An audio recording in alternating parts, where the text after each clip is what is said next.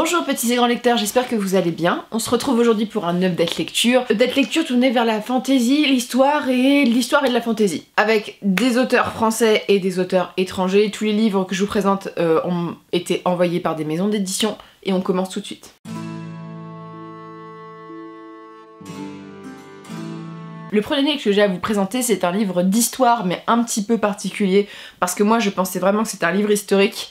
Mais il faut relativiser sur la question. Je parle de Alexandre le Grand, de Maurice Druon. Maurice Druon, c'est un académicien qui est très connu, notamment parce qu'il a écrit Les Rois Maudits. À la base, en fait, c'est un livre d'histoire qui a inspiré Game of Thrones. Il a écrit aussi Les Mémoires de Zeus que je vous ai présenté, que j'avais beaucoup aimé. Et ici s'attaque à la question d'Alexandre le Grand. Alors Alexandre le Grand, la base que j'avais, c'est ce que j'avais étudié en latin à l'école, et le fameux film de Colin Farrell en petite jupette pendant tout le film, que j'avais plutôt apprécié quand j'étais jeune. Même si je pense que sur l'historicité des faits, c'est pas trop ça. Mais donc ici, on s'attaque à Alexandre le Grand. Pour ceux qui ne replacent pas le personnage, c'est un conquérant qui a conquis une grande partie de l'Europe. Normalement, il y a toute la carte jusqu'où il a conquis, mais il faut trouver. Donc sur cette carte-ci, vous voyez en fait tout le chemin qu'il a fait pour les conquêtes et tout. Bref, c'est je pense un des plus grands conquérants qu'on a eu. Ça a été une figure d'inspiration notamment pendant l'Antiquité où on a eu Alexandre le Grand, le big boss quoi. Et donc dans ce livre, c'est un livre qui se base sur des faits historiques, mais il faut bien un mais parce que moi j'avais pas du tout vu ça au début, c'est que Maurice Druon prend le parti de partir de prendre les faits à partir d'un personnage particulier, un personnage dans la vie d'Alexandre qui est plus proche du sorcier médecin que de l'historien. Le récit se base sur beaucoup de faits qui ne sont pas historiquement démontrables. Voilà, il raconte des choses qu'on sait un peu historiques, mais il y a beaucoup de choses avec les augures, avec potentiellement des histoires en fait autour de la légende d'Alexandre, et ça c'est bien dit dès le début, donc il faut prendre ça avec des pincettes. Et ça vraiment, je le dis tout de suite, le point négatif de ce livre, et parce que sinon j'ai beaucoup apprécié, c'est que historiquement je n'ai jamais su si c'était vraiment véridique ou pas, ou si on était vraiment dans la parole du sorcier qui, voilà, met des élucubrations, on va dire, au niveau des dieux et de l'intervention des dieux vis-à-vis d'Alexandre. Pour vous donner un exemple, dans le livre, on n'arrête pas de dire qu'Alexandre a fait tous ses actes parce qu'il est le fils de Zeus. Voilà, Zeus il se reproduit avec tout le monde, mais Claire, bref, c'est le fils du dieu des dieux. Que l'historicité elle est à remettre un peu en compte, et que si tu cherches un récit historique, c'est pas forcément vers celui-ci qu'il faut passer, mais par contre, si t'as envie de passer un bon moment avec Alexandre le Grand, bah c'est plutôt sympa, parce qu'en fait c'est vraiment, l'histoire est hyper passionnante, parce que moi je m'attendais vraiment à avoir quelque chose sur Alexandre, et en fait on a toute l'histoire avec ses parents, donc avec son père, sa mère, tout le contexte en fait autour, que moi je connaissais pas du tout le contexte de la Macédoine, voilà, à cette époque là, et je me suis dit, bah purée, quelle drôle d'époque où tout le monde a envie de se tuer, tout le monde a, voilà, quand tu vois la grand-mère d'Alexandre, tu fais, mon Dieu, qu'est-ce que c'est que cette personne? Voilà, donc on a tout ce contexte là, où il te place bien, voilà, il y a ça qui se passe, comment étaient un peu décrites les personnes à l'époque, et ensuite on a l'histoire d'Alexandre, un personnage tellement emblématique de l'histoire que j'ai pas l'affront de vous parler d'Alexandre, j'ai l'impression de... c'est comme si je vous parlais, je sais pas, de Hercule, tu vois, c'est... voilà, c'est un peu compliqué, mais donc ce qui est hyper intéressant, c'est que là on parle beaucoup de conquête, et en fait il y a un regard critique sur Alexandre le Grand, parce que c'est vrai que souvent dans les films, et même dans mes cours de latin, j'ai souvenir que la prof nous faisait beaucoup un portrait hyper amélioratif, comme ça c'était un super conquérant et tout.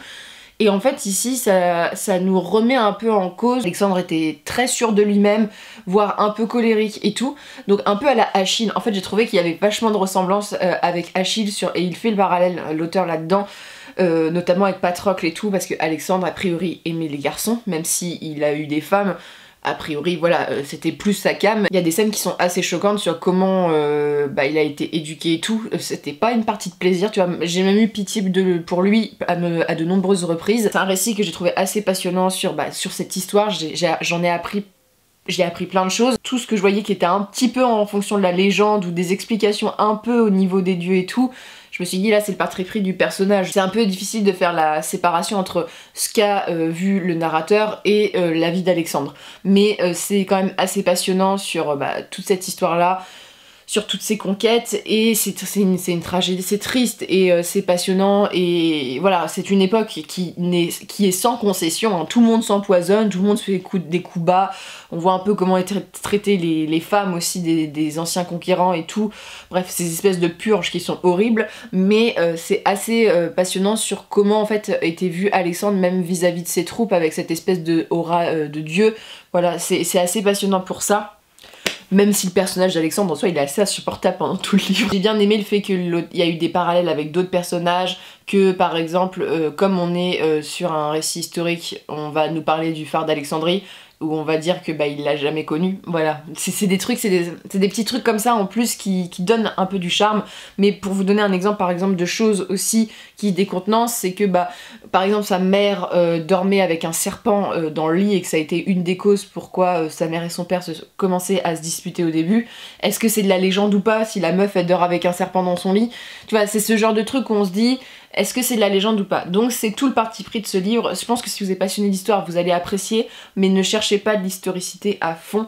Et c'est assez bizarre de la part de Maurice Druon, parce que même dans les légendes de Zeus, en fait, il prenait le parti de Zeus, mais c'était quand même des faits qui se basent sur la recherche et tout. Là, il y a un côté magie, même si c'est ce qu'on voyait à l'époque, même si c'est ce que les gens pensaient, il y a moins ce travail de recherche d'historicité. Donc voilà, j'ai bien aimé, mais je pense que j'aurais préféré un récit qui soit beaucoup plus historique, on va dire.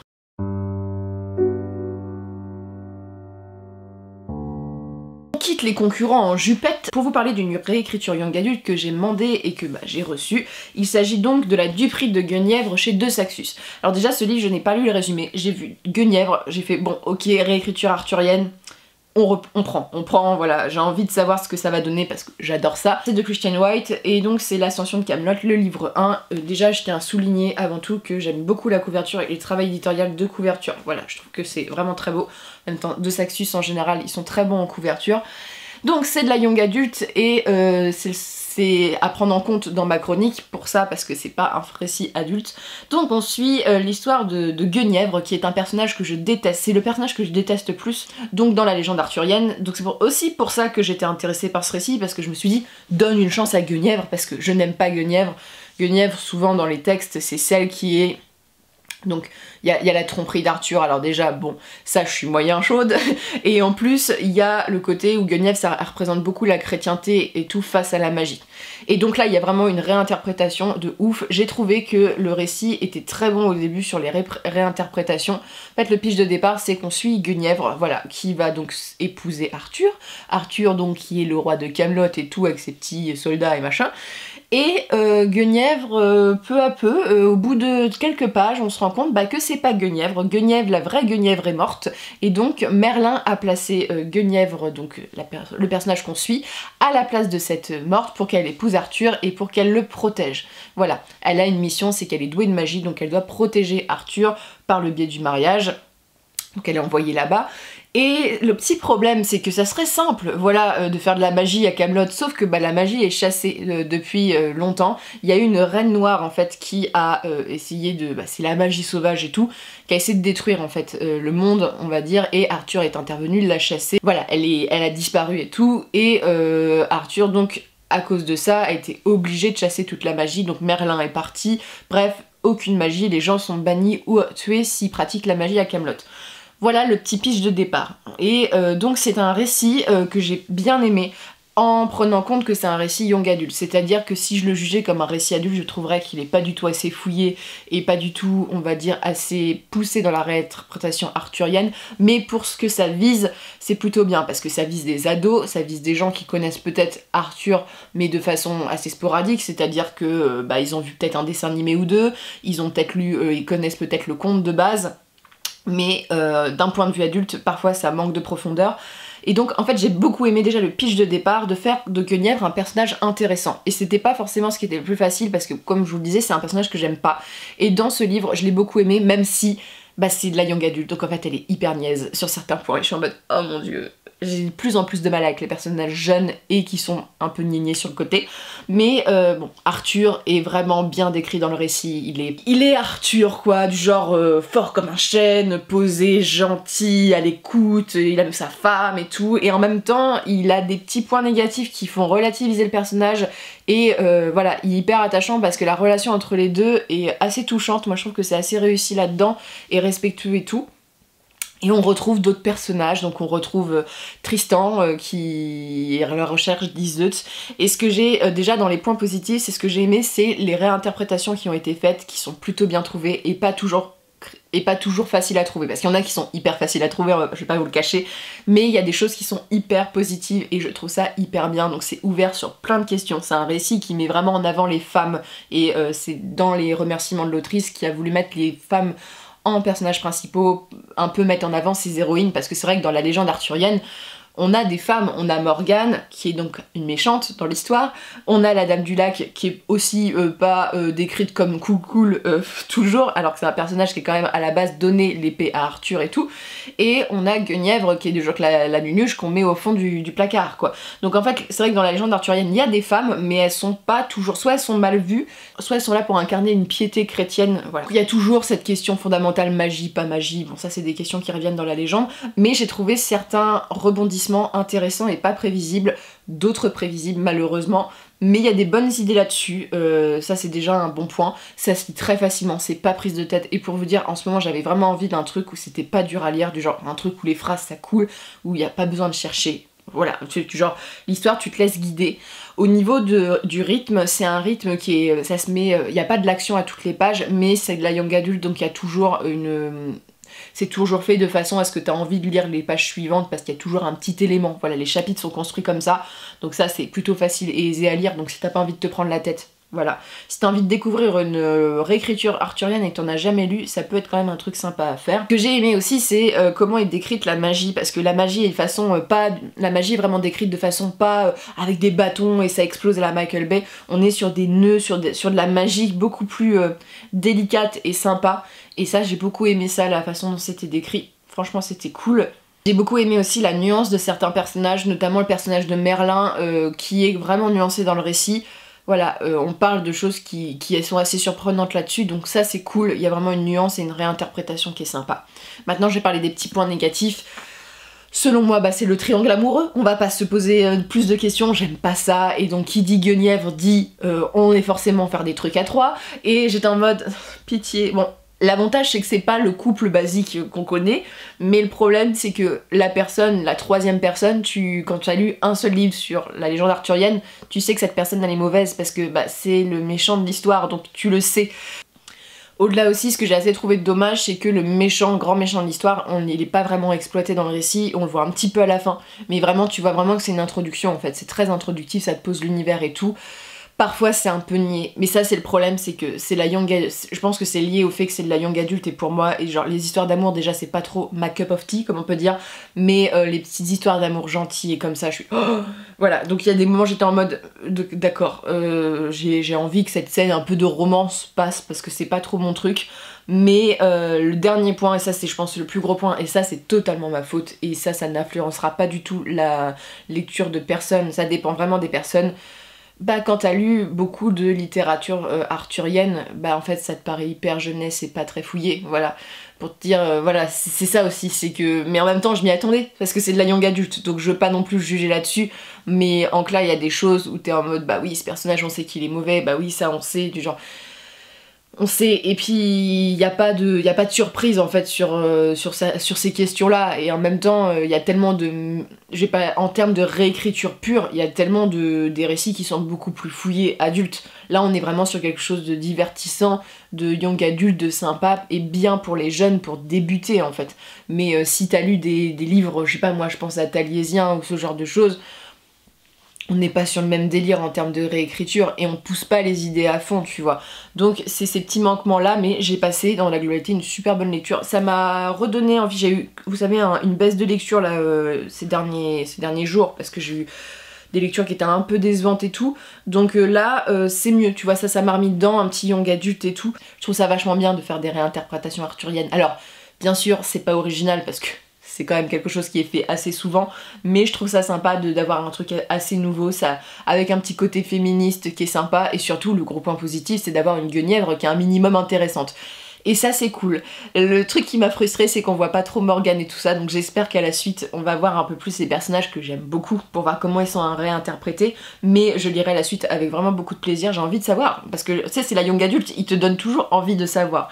Donc c'est vraiment un livre de pur divertissement qui est très sympa, et si vous avez jamais vraiment beaucoup lu de littérature arthurienne, je pense que ça peut vous plaire, et si vous en avez lu beaucoup, vous attendez pas non plus à ce que ça soit fouillé, mais attendez-vous à un truc un peu divertissant, puis retrouvez mes petits personnages. Je suis contente, et je suis contente, il y a un point que je voulais souligner, c'est qu'il y a Tristan dans le récit, et je trouve que Tristan et Iseux, ils ont tendance à être un peu exclus de la littérature arthurienne, alors que normalement ils sont un peu classés dedans, hein, normalement ils sont dedans, donc j'ai envie de savoir ça, et de voir s'il y a des nouveaux personnages qui vont arriver, parce que là on a quand même les classiques de chez Classique qui sont là, mais je pensais à Galahad ou ce genre de personnages, j'adore Galahad c'est pour ça, mais est-ce qu'on va avoir un truc avec le Graal et tout, je ne sais pas, mais c'était plutôt sympa.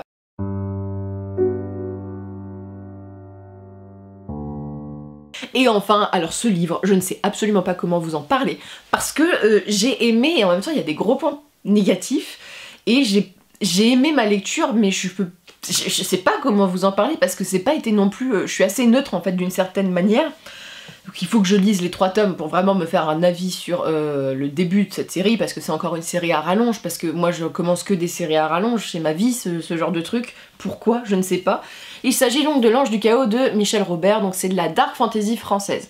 C'est un peu notre pilier de dark fantasy française, quand on n'en a pas beaucoup, mais donc c'est pour ça que j'étais intéressée, et je trouve que le travail éditorial de Pocket est vachement beau, j'aime beaucoup la couverture, c'est ce qui m'a fait craquer dessus. Ce livre me tentait en fait depuis quelques temps, et j'ai donc contente qu'on me l'envoie. Le truc c'est que la chronique risque d'être assez brouillonne parce que j'ai aucune idée de comment vous en parler en fait, et j'ai peur d'oublier des choses. Donc déjà on va partir du principe que je vais vous résumer le livre. C'est donc l'histoire d'un personnage qui a un nom un petit peu compliqué à prononcer. Je l'appelle Selendil, mais à tous les coups ça ne se prononce pas comme ça parce qu'il y a 36 voyelles, voilà, c'est des Y et ce genre de choses. Alors déjà moi les noms à rallonge comme ça a tendance à me taper sur les nerfs, mais au début on le suit un peu sans savoir qui c'est, et il fait sa vie, il doit escorter quelqu'un et tout, il a une quête, on sait pas ce que c'est comme quête, mais en clair c'est une quête de vengeance, parce qu'il lui est arrivé quelque chose et qu'il a envie de se venger des gens qui ont fait ça. Je vais pas vous en dire plus parce que c'est vraiment spoiler le tome 1. Et c'est donc un récit qu'on s'attache progressivement à ce personnage, et en parallèle en fait dans la cour du chaos tu te rends compte qu'il y a des complots, et notamment il y a une personne, donc on l'appelle ça un dealer de drogue parce que vraiment c'est ça dans le récit, qui essaye en fait de manipuler des hauts placés pour avoir des informations, voilà, pour le compte de quelqu'un d'autre, et notamment il s'en prend à une jeune femme qui a une terrible beauté dans le monde du chaos, et en la droguant. Et c'est un truc, je vous le dis parce que je trouve que c'est hyper bien pensé, j'ai vraiment beaucoup aimé cette idée en fait de passer par les opiacés pour essayer de manipuler les gens, et il y a vraiment un côté dealer qui est assez original. Et donc voilà, on a aussi ces éléments dans la cour du chaos où tu vois qu'il y a des petites choses qui se trament.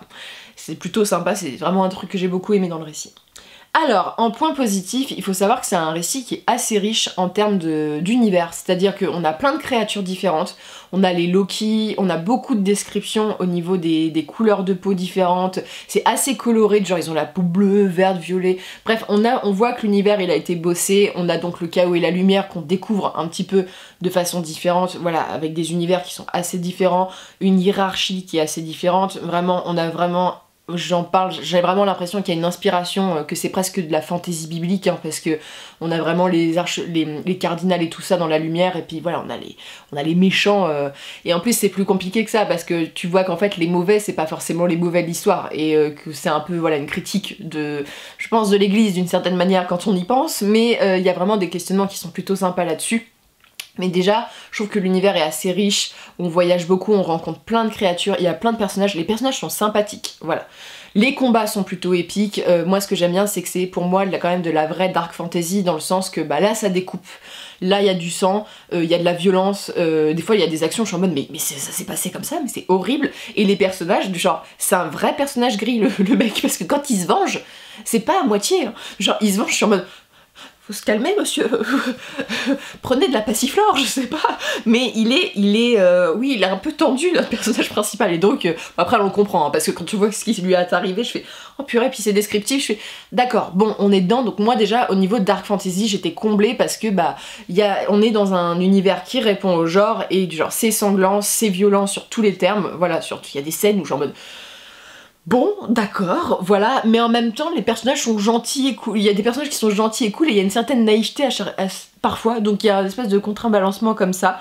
Donc ça, tout ce qui est univers, j'ai trouvé ça sympa, même si, en vérité, on est sur un tome 1 où on nous donne pas tellement de choses. On a beaucoup de descriptions physiques et tout, certains trucs, mais au niveau de, je sais pas moi, la religion, de l'éducation, bref, ce qui construit un monde, on va dire, sur la faune et la flore et tout, on est quand même assez léger pour l'instant. J'ai beaucoup aimé les références à la mythologie nordique, à la Bible aussi, bref, à plein de références différentes. Les personnages sont gris, donc ça c'est cool. La plume est plutôt lisible, c'est pas trop compliqué à lire, voilà, c'est assez fluide. Les complots sont sympas, mais c'est pas poussé de ouf, hein. Tu vois que c'est vraiment du complot en surface, alors je me dis, comme c'est un premier tome, voilà, est-ce que ça va donner plus? Là c'est comme ça un premier tome, je peux pas donner mon avis vraiment sur une série qui a autant de tomes, c'est compliqué parce que c'est un truc que tu dois voir sur la longueur. Là je vais aborder un peu les points négatifs. Alors le point négatif c'est que ce livre j'ai mis énormément de temps à le lire parce que au niveau du rythme, j'ai été un peu perdue. On est vraiment sur un récit qui est construit en 2 parties, mais vraiment coupé, c'est-à-dire que la première partie, donc les 250 premières pages à peu près, bah le mec il raconte, on a un petit peu de complot, mais il va à un endroit et tu sais absolument pas ce qu'il veut faire, ce qu'il va faire, c'est long, du genre il y a des combats, tu te dis mais ça mène où exactement? Bref, cette première partie était hyper longue. La partie de la vengeance est plus touchy, du genre là j'ai avancé dans ma lecture, mais c'est vrai que c'est pas un récit quand je le reposais où je me dis ah j'ai envie de lire la suite immédiatement, tu vois. Pas vraiment. Donc je sais pas si c'est parce que j'ai une mini panne de lecture en ce moment ou si c'est parce que bah effectivement il y a un problème de rythme et il y a un problème de page turner où t'as envie de suivre la suite, il n'y a pas l'envie de lire, tu sais toujours la suite. Je ne sais pas. Mais il y a déjà ce problème là de séquençage. Je vais pas tarder à lire le tome 2 parce que c'est typiquement, ils ont des noms tellement à coucher dehors que j'ai envie de pas perdre parce que je suis pas sûre que c'est un récit où je vais me souvenir de l'histoire clairement pendant très longtemps parce que comme j'ai eu du mal à rentrer dans l'univers et l'histoire et puis la plume, est-ce que je vais vraiment m'en souvenir beaucoup longtemps? Je ne sais pas. Mais donc voilà, c'est le premier point. Le second point, c'est un petit peu compliqué au niveau des représentations féminines, on va dire. J'étais un petit peu en mode putain, c'est un peu compliqué au niveau des représentations féminines et masculines. Voilà, je trouve que c'est sexiste dans sa globalité des représentations. C'est-à-dire que les hommes sont virilisés, mais de ouf. Moi quand je les imagine, j'ai l'impression d'avoir des pecs comme ça parce que c'est des combattants virils, machin. Ils se battent, ils se reproduisent avec des femmes, ils se battent, bref, des bonhommes quoi. Vraiment t'avais le côté, des fois t'es en mode... Célendil, il y avait quand même parfois un petit côté où tu vois, je fais oh, il y a quelque chose derrière la couche de la cuirasse, mais c'est pas le cas de tous les personnages, je trouve qu'ils sont hyper virilisés à outrance. Moi ça me gêne un peu, tu vois, il y a pas assez de personnages pour moi qui sont un peu normaux. Voilà, on est sur une image de l'homme qui, moi, de la masculinité toxique. Les femmes dans ce récit, c'est un peu problématique. C'est comme les hommes, c'est le reflet, donc c'est toutes des bombasses, toutes des séductrices, toutes magnifiques, et elles se servent de leur charme pour attirer les hommes. Bref, pas vraiment de leur intelligence, a priori, donc elles sont manipulées par l'être masculin, voilà. C'est plein de choses qui sont en mode... J'étais en mode, je suis pas très à l'aise avec cette représentation déjà corporelle des femmes, voilà, et notamment de leur caractère aussi, parce que vraiment elles sont un peu soumises hein, dans le récit, elles répondent toujours d'un homme et tout ça, donc tu as le portrait de la jeune fille innocente qui tombe amoureuse, voilà, le coup de foudre, t'as le portrait de la séductrice vile du chaos qui couche avec tous les mecs et qui se fait manipuler par les hommes, et voilà, elle est magnifique, bref, on est vraiment sur une description du corps mannequinat, tu vois. On a vraiment, tu vois que c'est un peu fantasmé hein, sur comment est la femme, et bon après je pense que c'est vraiment, je pense que déjà comment c'est fait, c'est un livre qui s'adresse plutôt à un public masculin, mais là purée. Et en plus, à la fin, nous avons donc la femme pécheresse, l'amoureuse pécheresse, celle qui trahit la femme voilà, abject, qui est perfide. Et donc au niveau portrait, je suis en mode bah c'est chouette, dis donc le portrait qu'on a. Et en même temps, quand je vois le portrait qui est fait des hommes, je suis bah en fait c'est pas du tout représentatif de ce qu'est un homme et une femme dans nos sociétés. Voilà, donc j'étais en mode c'est des projections qui sont très fantasmées, voilà, des genres. Vraiment le personnage il est viril et puis on le montre hein, qu'il est viril, et puis la nana elle est là que pour coucher avec le héros ou être séduite par le héros et tout, donc bref, moi c'est pas trop mon truc pour tout vous dire, mais c'est vrai que c'était assez cliché là-dessus, et puis c'est bon, là pour le coup c'est quand même très voyant, enfin, des fois c'est un peu plus, voilà, la sexualisation des femmes là elle y passe quand on est sur ce coup là, puis même des hommes hein, vu comment sont décrits leur corps et tout, c'est le cas aussi. Donc voilà, c'est un récit pour moi, il y a du bon et du mauvais. J'ai un peu peur, c'est de plonger dans un tome 2 qui, comme le tome 1, me donne pas envie de tourner les pages en fait. Donc c'est un peu ça qui m'embête. Donc n'hésitez pas à me dire si vous avez lu L'Ange du Chaos, est-ce que vous en avez pensé, parce que voilà, c'est une lecture que j'ai un petit peu mitigée pour l'instant. Après c'est un premier tome, les premiers tomes de grosses séries comme ça en général, ça prend son temps, c'est introductif, mais là c'est vraiment la construction de comment a été construit et amené le début de l'univers qui est un peu compliqué, voilà, pour accrocher le lecteur selon moi, mais voilà, on va lire le tome 2 et 3, on va se faire une idée de ce que ça donne et puis on verra si je continue, mais voilà, si vous voulez de la dark fantasy, là au moins ça répond à tous les critères de la dark fantasy. Pour le coup c'est assez violent, et c'est violent sur tous les points, c'est à dire que c'est violent au niveau du sang, au niveau de la psychologie, et au niveau des violences sexuelles il y a tout hein. Là on a le package et tout, donc pour la dark fantasy on a tout ce qui est coché pour. Donc c'en est tout pour ces lectures, j'espère que ça vous a plu. N'hésitez pas à me dire ce que vous avez pensé de ces livres, notamment L'Ange du Chaos, j'aimerais bien avoir vos avis parce que je suis un peu perdue dans mon avis et dans mon cerveau pour tout vous dire. Et sur ce, je vous souhaite de très bonnes lectures, une très bonne journée, et on se retrouve dimanche pour une nouvelle vidéo.